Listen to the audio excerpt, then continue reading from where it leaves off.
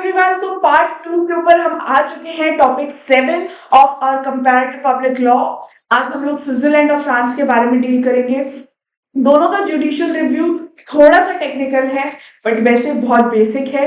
कुछ वर्ड्स के ऊपर ध्यान देने की जरूरत है because chances of asking question from this topic are from these two countries only. India और यूएस का जो जुडिशियल रिव्यू है it has already been covered in other classes. कहीं ना कहीं हम लोग उसको पढ़ चुके हैं, लेकिन स्विट्जरलैंड और फ्रांस थोड़ा सा ध्यान देने की जरूरत है। तो चलिए क्लास शुरू करते हैं आज की हमारी। Federal tribunal, Swiss federal supreme court, the highest judicial authority in Switzerland responsible for constitutional review, comprises of 38 federal judges. अब ये फेडरल जजेस के ऊपर ध्यान देना। Direct democracy, the Swiss system heavily relies on referendums. मैंने आपको लास्ट क्लास में भी बताया था, referendums are citizen involving in some political issue on some political decision. ठीक है। Constitutional complaints, legal actions initiated by individuals or entities to challenge the constitutionality of laws and government actions, provides a direct avenue for citizens to protect their constitutional right. तो यहाँ पे जो citizens हैं उनके पास already एक passage है कि वो कॉन्स्टिट्यूशनैलिटी ऑफ लॉ को और गवर्नमेंट एक्शंस को चैलेंज कर सकते हैं।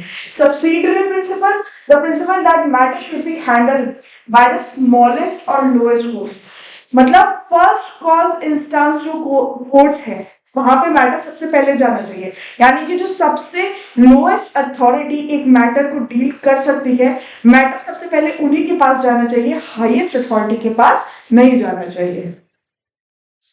कैंटोनल सिस्टम, कैंटोनल वो वाले जजेस कोर्ट्स होते हैं जो फर्स्ट टाइम क्रिमिनल या सिविल केसेस को डील करते हैं, जिनकी ज्यूरिसडिक्शन जो होती है वो फर्स्ट इंस्टेंस ज्यूरिसडिक्शन होती है। फिर लिमिटेड जुडिशियल रिव्यू, अब यहाँ पे स्विस कोर्ट्स जो होते हैं can not review federal laws for the constitutionality. आपको इस चीज के ऊपर ध्यान देने की बहुत जरूरत है।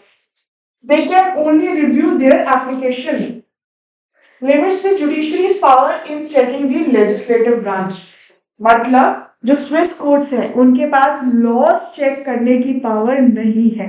तो यानी कि हम ये कह सकते हैं कि स्विट्जरलैंड के पास जुडिशियल रिव्यू की प्रॉपर पावर नहीं है, बहुत वीक पावर है जुडिशियल रिव्यू। फ्रांस के ऊपर आ जाते हैं। Constitutional council, the highest constitutional authority in France, responsible for constitutional review, comprises of 9 members. Comprises of 9 members serving non-renewable 9 years term, plus former president of the republic as official member. Please इस चीज को याद रखिएगा, it is important.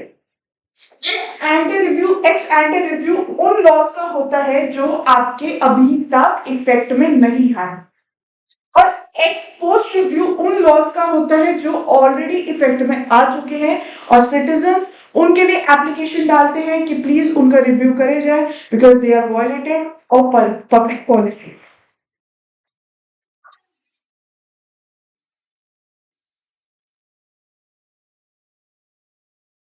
Limited scope primarily on legislative acts rather than executive or administrative actions.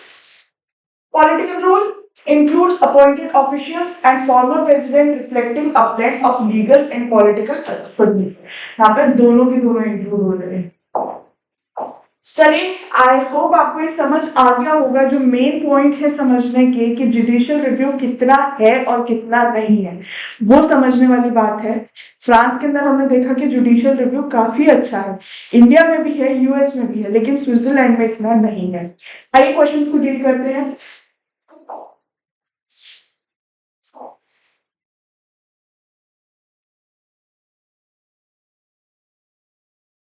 First question, what significant role does public interest play in the Indian system of constitutional review? PIL का क्या role है Indian system के अंदर? It limits judicial intervention in public matters. It allows for direct participation of public in the legislative process.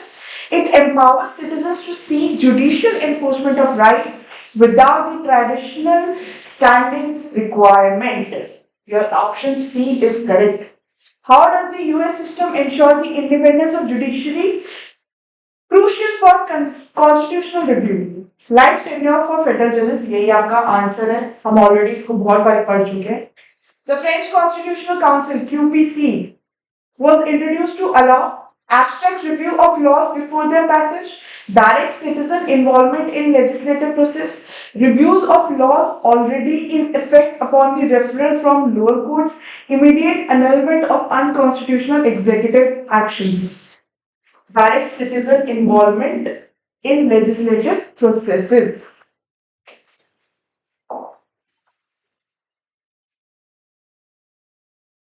Concept of judicial restraint in the context of US Supreme Court often emphasizes involvement in policy making, minimalist approach to the judicial intervention, expensive intervention of the constitutional provisions, frequent nullification of federal laws. Judicial restraint किस चीज की बात करता है? Minimalist approach to judicial intervention.